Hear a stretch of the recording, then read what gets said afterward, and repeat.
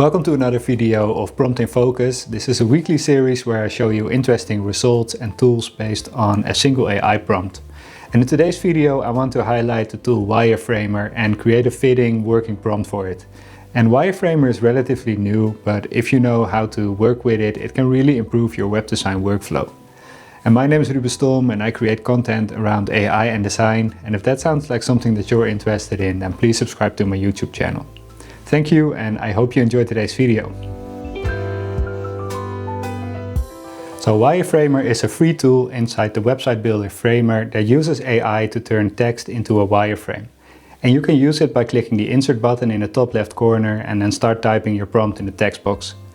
And Wireframer then creates a layout for you. So instead of starting with a blank canvas, you can describe the page that you want, and it helps you move from an idea in your head to a clear page structure. And it's not meant to create a finished design or a beautiful website, it's meant to give you a fully functional wireframe within minutes. And I think that many people misunderstand Wireframe's purpose, especially since Framer had an AI web design tool not so long ago. But Wireframer is not a replacement for that tool.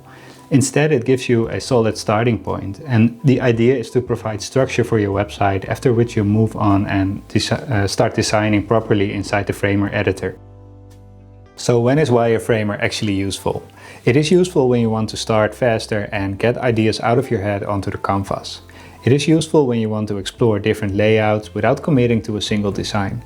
And I find this tool especially useful when I need to explain a page structure to a client before showing the actual visuals. So for me, the biggest value is speed and clarity, because a single well-structured prompt gives you something real to build on. Okay, let's start with the prompt itself. In this prompt, I'm not thinking about colors, typography or visuals yet. I am only describing the structure and the content flow. And you can ask for a light or a dark mode wireframe, but other than that, you can't really make any styling adjustments through prompting. And this is important because Wireframer works best when you think in terms of layout and not design. And instead, I describe what kind of website I want to build and what the goal of the page is. So I clarify the goal first thing in the prompt, because it can make a massive difference for the layout of your website if you want users to purchase a product, for example, or if you want them to show your design work. Then I tell it which sections the page should include and in what order. And I describe these sections because I want to take control over the layout of the wireframe. But you could easily leave that out and let the AI model come up with a good structure on its own. In fact, just below the text box where you can insert your prompt, you can find prompt suggestions, which are all very basic without defining any specifics. And one of the suggestions is to create a personal portfolio with an intro and a grid with project titles and dates. And this shows how simple your prompt in Wireframe can really be.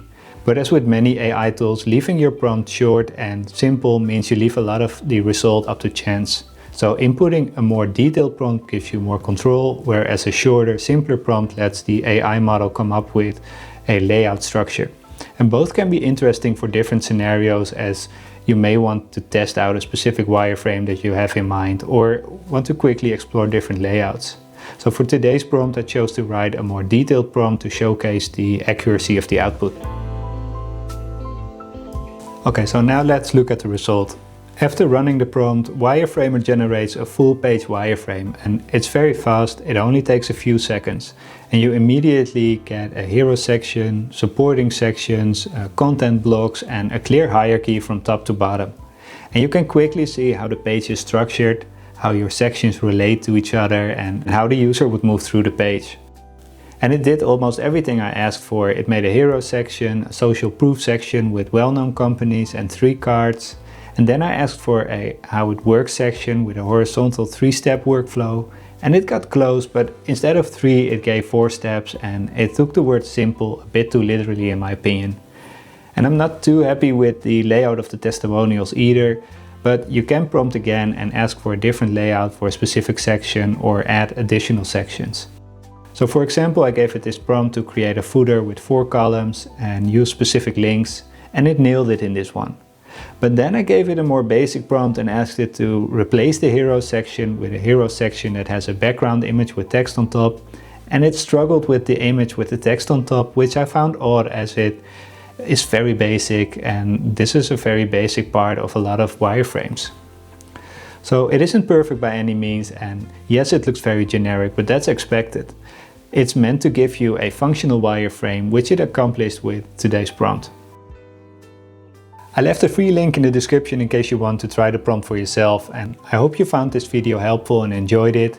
And if you did, then please subscribe to my YouTube channel, and if you have any questions, feel free to leave them in the comments below. Thank you for watching, and I hope to see you in the next one.